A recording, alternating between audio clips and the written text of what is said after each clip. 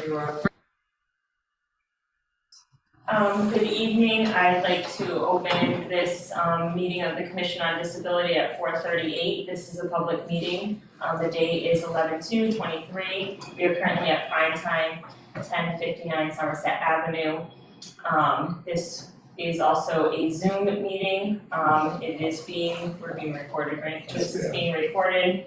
Can I have a call to order?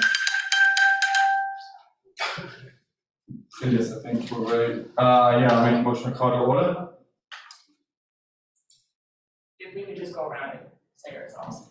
Yeah, I'll make my own town administrator. Tim Tulin, member. Jonathan Gale, ADA Coordinator, Liaison. John Hershey, volunteer. Nicole Mello. Can I have a stand for the Pledge of Allegiance? Pledge allegiance to the flag of the United States of America and to the republic for which it stands, one nation, under God, indivisible, with liberty and justice for all. All right, next on the agenda, we already called order and we all introduced ourselves. New business, organize the commission members. So we're looking to have a chair, a clerk, and then just members, right? Yes. So where we are. Is there anyone that's willing to be either one of these things? I'm willing to take on clerk. I mean, it'll help. That's a huge help. Yeah, that's usually the one where everyone looks Yeah. down. Yeah, that's That amazing. plays the Yeah. not me game. Sure. Nice. Do I need a motion for that? Yeah, so I would make a motion to nominate Tim Tulin as a clerk. And someone to second that? I'll second that. And any discussion? And a vote? Aye. Aye. It passes. All right, I would nominate Nikki Mello to be the chair. Second. can I? That was bad. Any discussion? Can I get a vote? Aye. Aye. Aye. And it passes. Congratulations. Thanks, you guys. I'm back again. Can't get away. All right, thank you. So next we're gonna go to old business. So Mike, thank you for sending out the King of May report. I don't know if anyone got any time to look it over. And I didn't know if Jonathan, if you wanted to speak on it, just how it became, like a short summary on how it became and what we were looking to utilize it as. Sure, so the KMA report was done as a result of a grant that we had gotten from the town for $30,000 grant we got from the Mass Office on Disability. And it was the first opportunity to have some components of our town surveyed to see what we need to do to become an accessible community. So the KMA report is the document that was generated from the initial survey that we had done.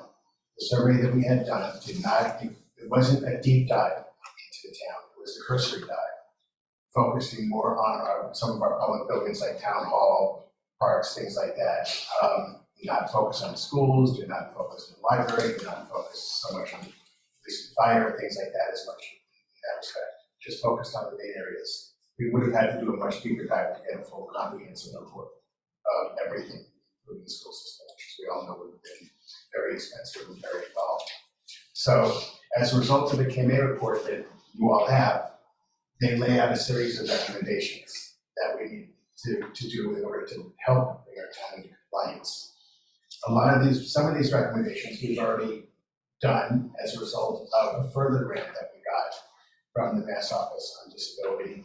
Myself, Mike, Kevin, Jim, and some others put a grant together that was funded for about $154,000 plus in kind through the town highway department for Tom and other work that Jim's guys did too.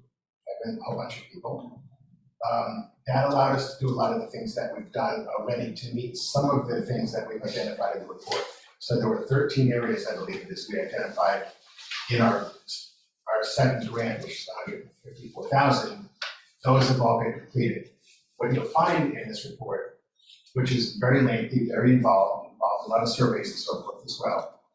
The good is that we've got a series of items that we still need to work on that are, I think, manageable and can be done over the next year or two to bring us much more into compliance. The other side of it is we have a lot of work to do, which is there are some things in this report that we can knock off in the next year or two, some things that will take longer. And there were several things, even when the initial report was done and survey questions and the information that was done, which wasn't totally accurate in the way it was filled in at the time by different people. So it reflected that we've achieved certain things that we haven't achieved. But again, those are things that we can get into later another time because there's time to address those kinds of things.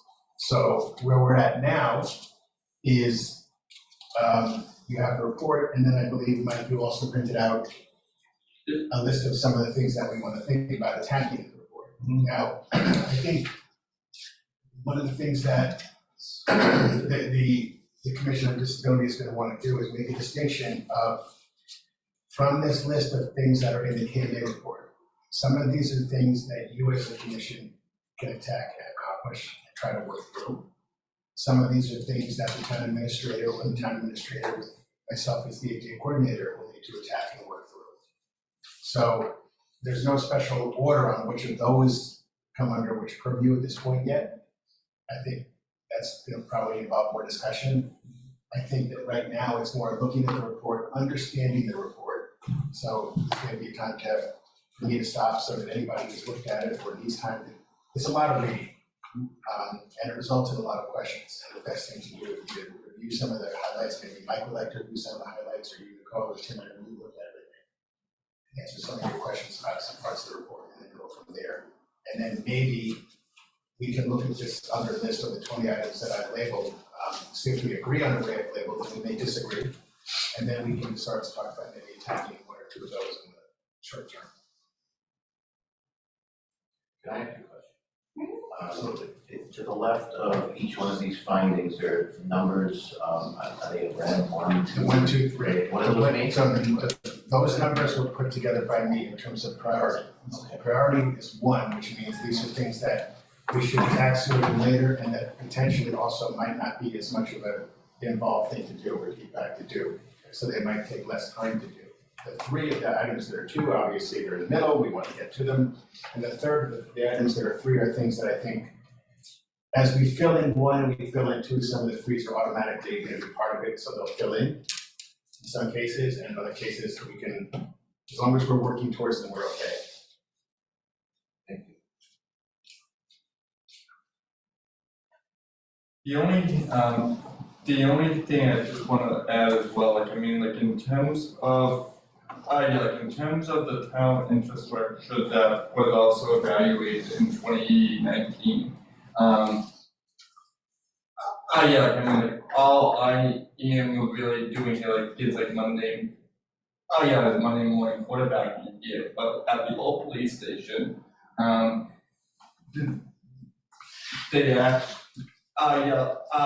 they actually addressed accessibility issues with that, which doesn't really serve the public at all anymore. However,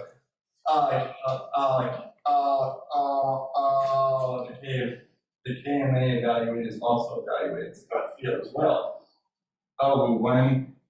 When they evaluated Scott Field, they didn't include anything to do with the amphitheater, which, as we know, has a huge issue in terms of accessibility. So, as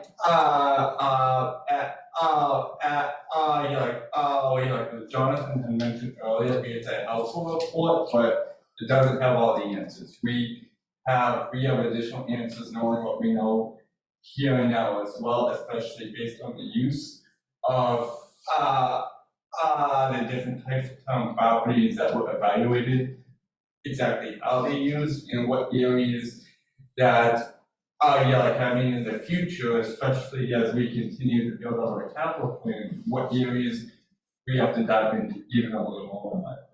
If we were going to do at the time a deeper dive into all of the areas, including the track amphitheater area and some of the other recreational areas, some of the other facilities in town, our grant would have had to be for somewhere between $65,000 and $80,000 in order to cover those things, and that still would not have covered the schools. if we did disclose to the grant, probably would have had to have been for about $180,000. So the decision was made at the time to at least put a grant together and get something in that we had never done this before, we've never gotten a grant from MOD up until this point. So I think the prudent thing to do, after a lot of discussion, was to at least put a grant in to get the basics going, to at least get us on the map so we would have a sense of what we were doing. So that was the reason for the $30,000 grant as opposed to 65 or 180 or anything like that. As it is, the year that we got to 155,000, that was the largest grant that MOD gave that year. So they were very impressed with the way we put it together, with the work that we all put into it. And they've been impressed with everything we've been doing ever since. I'm guessing the library in this report was the old library. Yes. Correct. And one of the most, one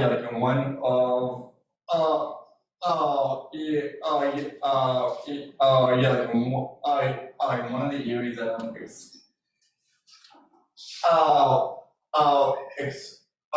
extremely proud of is on your website. We had a ton of issues and a ton. A ton of issues really isn't even doing it justice in my opinion. But we had a ton of issues just for all kinds of people. On the old town website in terms of accessibility, in terms of the challenges posting any type of information. So in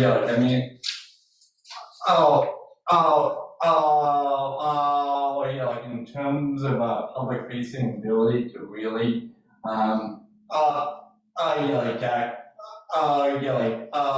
actually bring our website technology in the future. The $154,000 was extremely helpful in that in bringing us to a new website, which we've had for just over a year now, and that also as part of the $150,000 that had about $15,000. I was just gonna say 15,000 went to that, and you know what, to what Mike is saying, we've already received write-ups. We were featured by MOD in their annual report as having the best website in the state, at MOD being Mass Office on Disabilities, state agency. We've been featured in governor reports that have gone to the governor. We were featured actually in the magazine of the company that did the website. So we've gotten some really good write-ups, and we probably have one of the most robust public websites anywhere in the Commonwealth, if not the most. And I check it every other month. In fact, I'll be doing it next week. I spend an hour and a half to 2 hours. I go through every page, make sure that everything is still fully accessible. If there's not, I can contact the department, or I can contact the developer through Leanne as well, and we make sure that everything stays fully accessible. And when we talk about an accessible website, we're not just talking about people like myself proficiently there.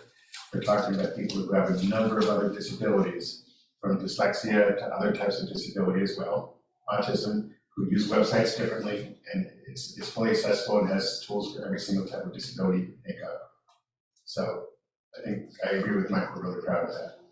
So I have a question in tackling this report, it's kind of like what comes first, the chicken or the egg?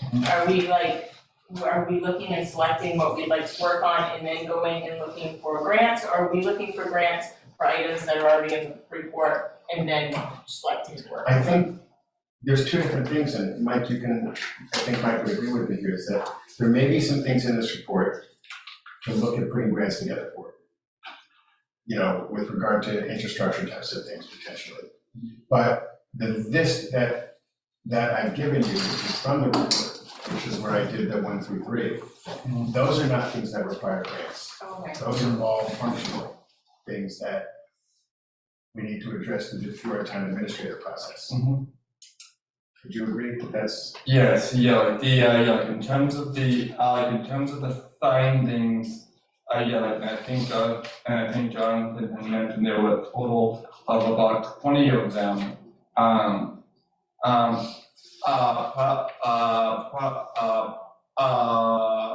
the majority of them. We have an ability to prioritize data. We have an opportunity to accomplish them based on prioritizing them and how we work to make the upload operational changes within our town government. We've been placing a huge emphasis on employee training. Just as an example, especially with harassment and discrimination training, that is actually one of the areas that we had a significant recommendation to do. I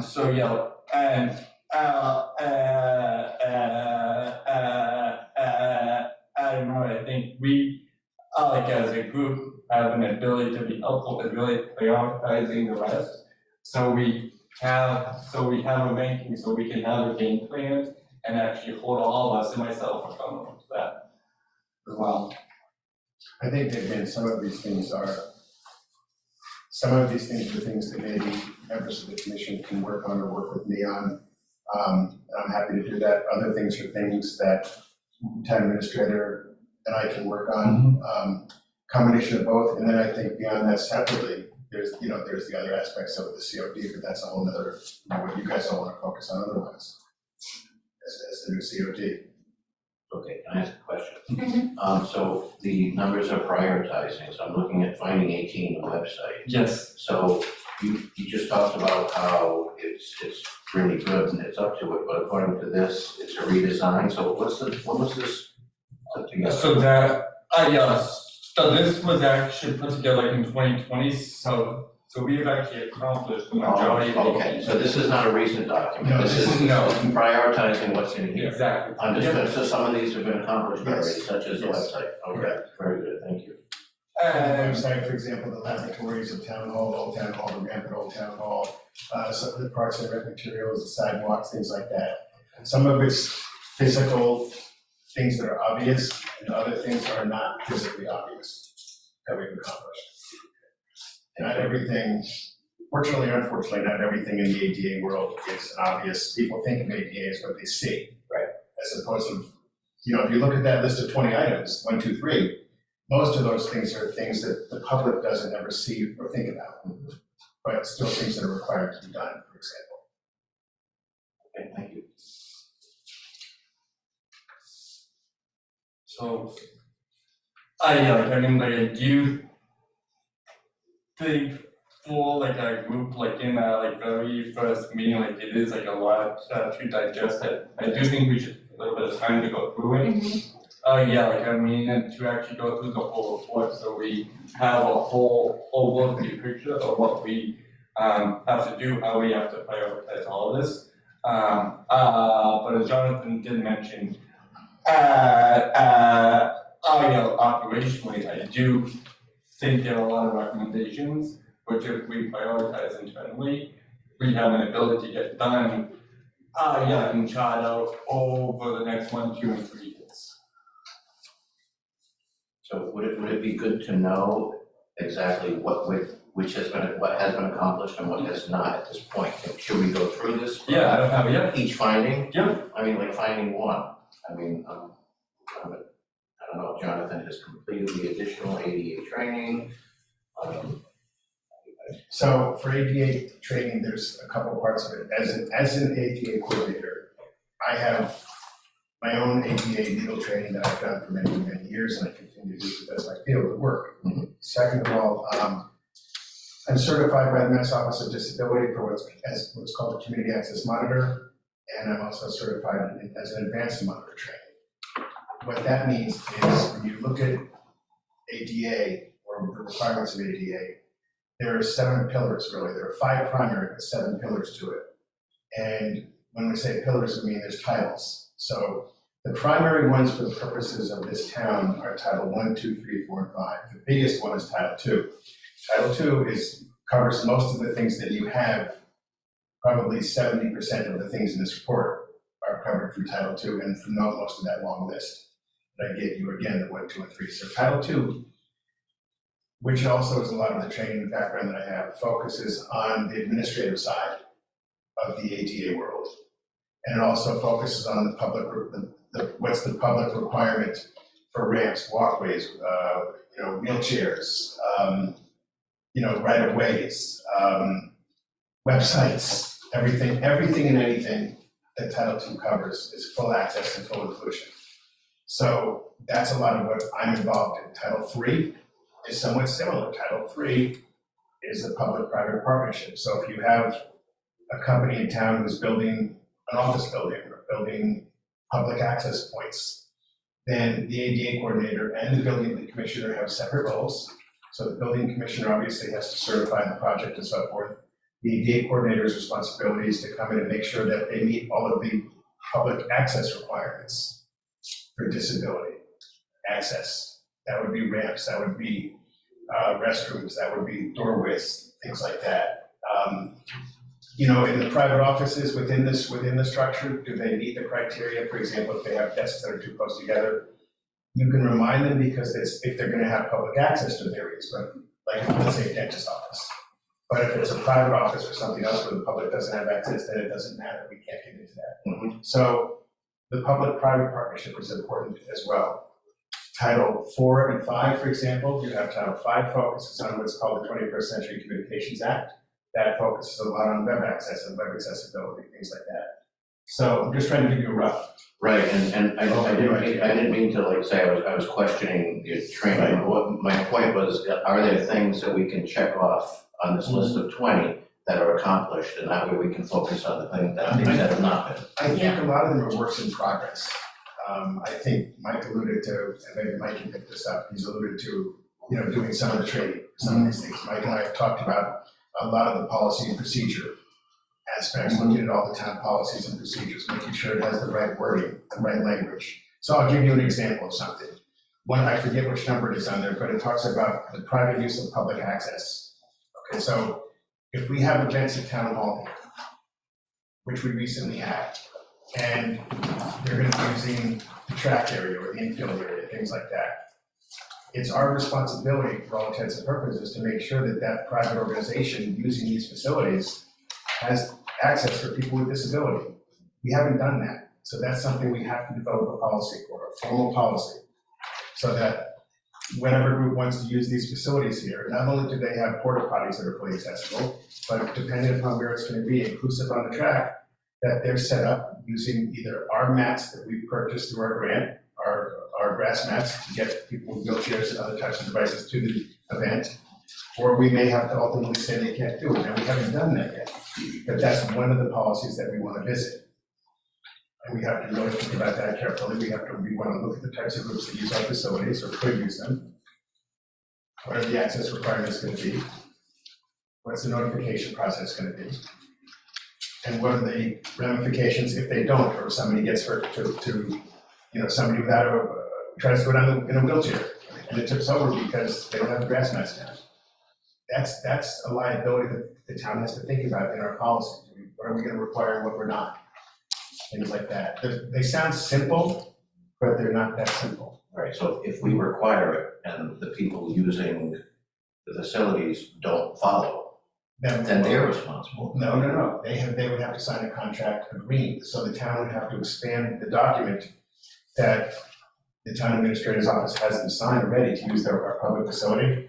We would have to review that document, make some changes to that document so that it covers. And I'm sure the town administrator would probably want to have our council look at it too, to make sure that what we're putting in there is protecting the town from any liability should something happen. But that's something we're supposed to do, we haven't done.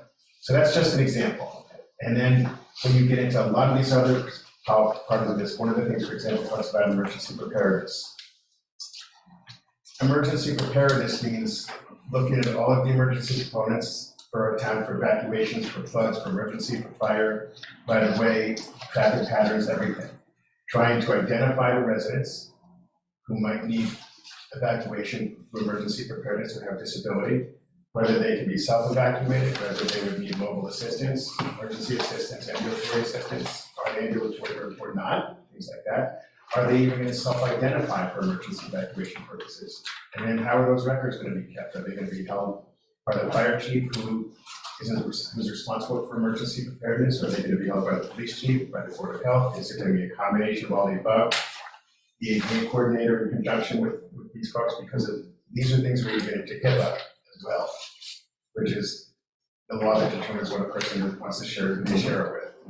Things more probably that Nicole and I deal with in different ways.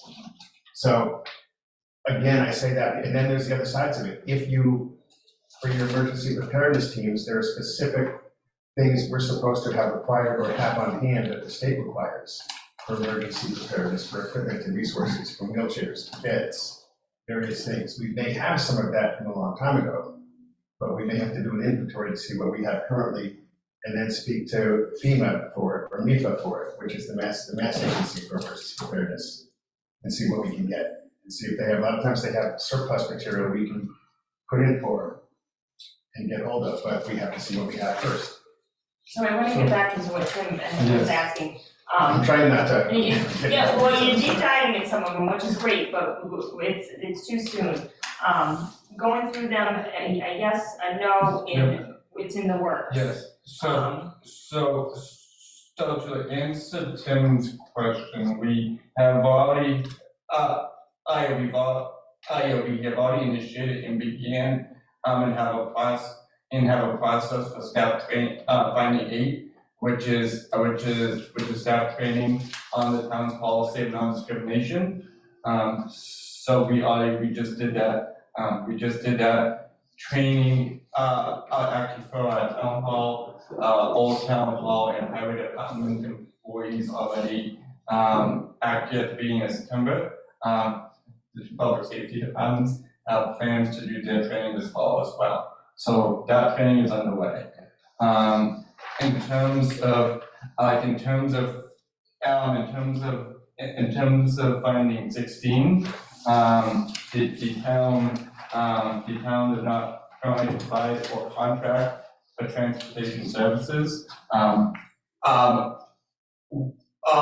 One of the key initiatives that developed, that the Council on Aging has been doing as well as rebuilding. Rebuilding the partnership and the link between the town of Dayton, between the Council on Aging and GATRA. So we actually have we have a partnership with them, and we also do also transportation to veterans as well. Through the Veterans Office. So we are the Council on Aging is in the process of amping that up. We also, and then we have also, we talked about, finding 18, we've also made all the progress more on the website. So that leaves a remainder of about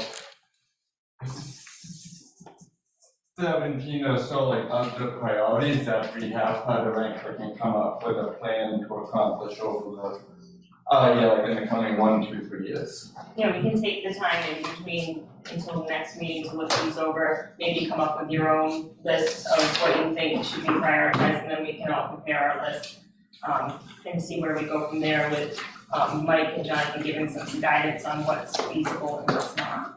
Okay, and should we also consider costs? Yes, that should always be considered.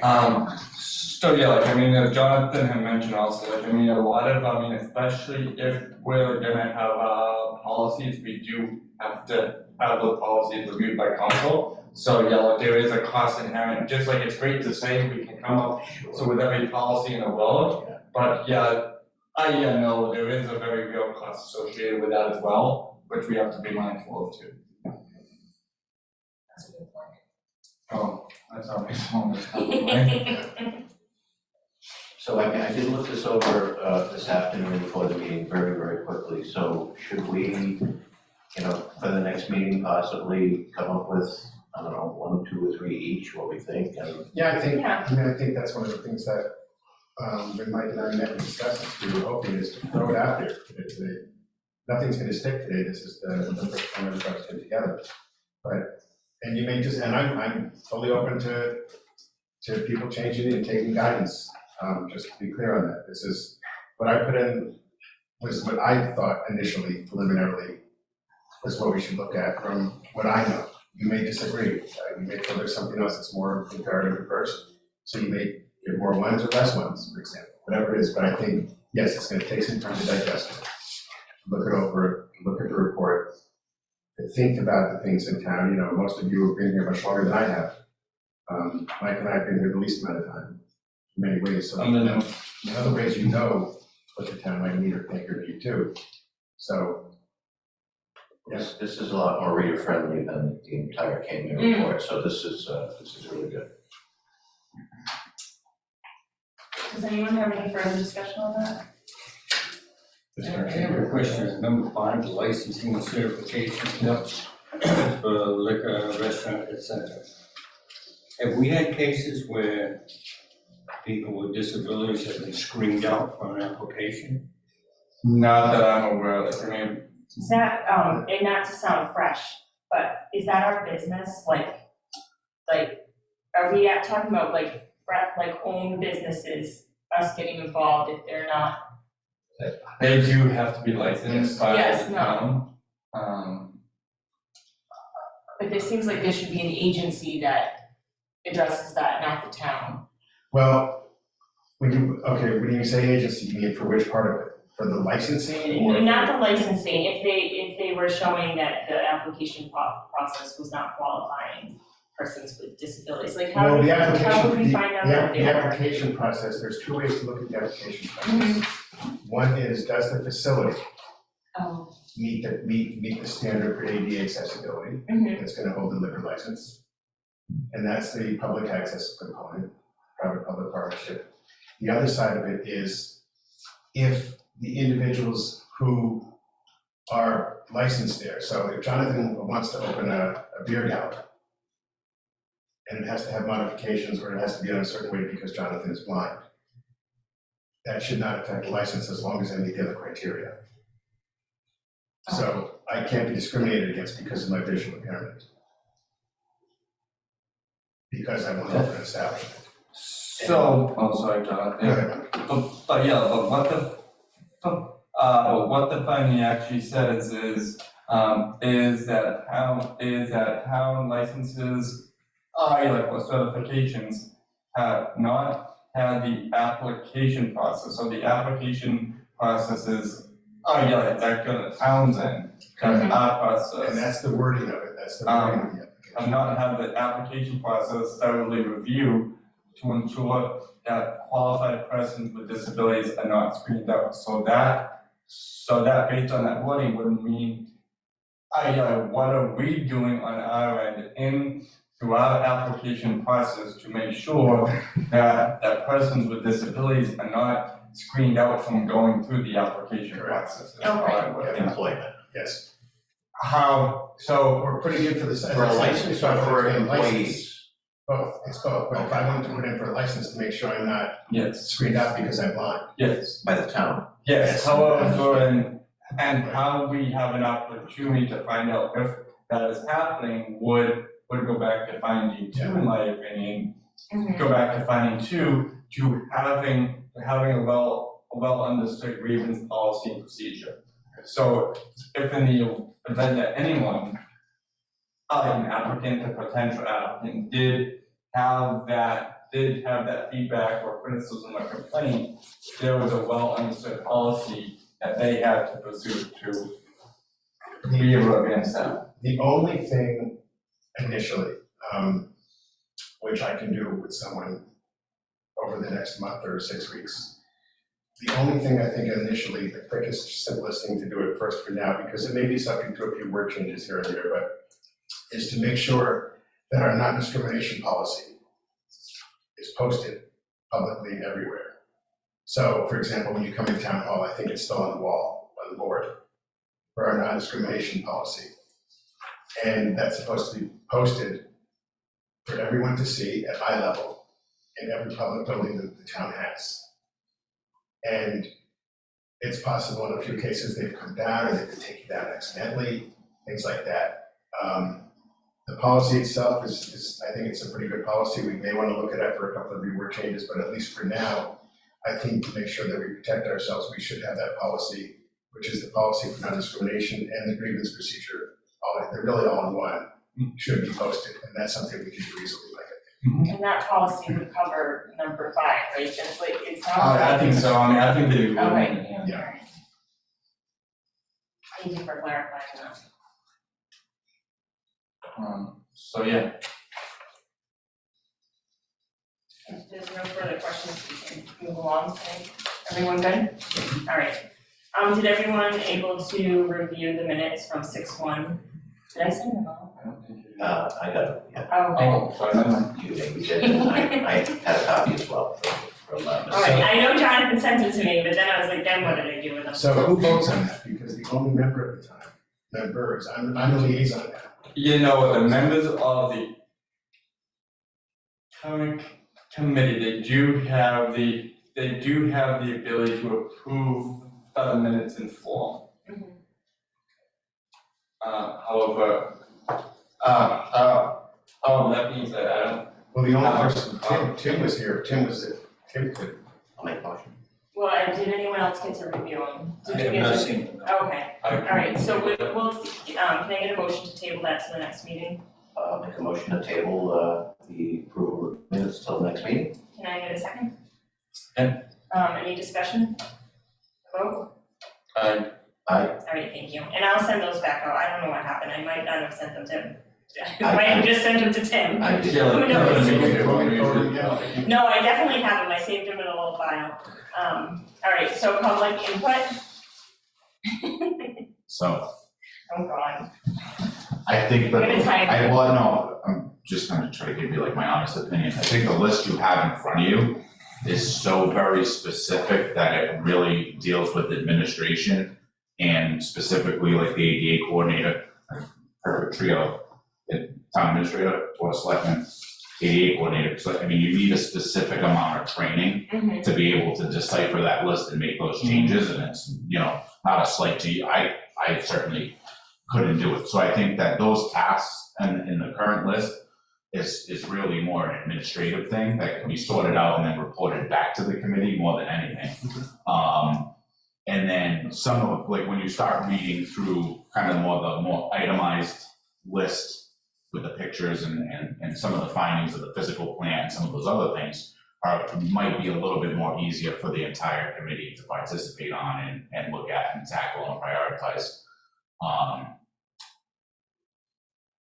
I did just also too, I sent something over to Mike while you guys were talking. Right at the very beginning of the Kangmaker report, which you probably don't see it in the printout, but there was actually an administrative survey.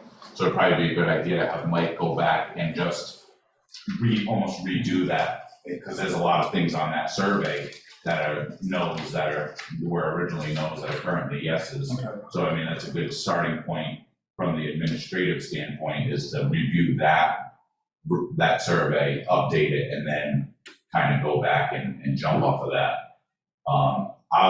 I can send you to just kind of some stuff that Jonathan and I have done previously. I'll scan through it myself and check off and let you guys know. I'll give you guys an itemized list of, there's a couple school things that we worked on together.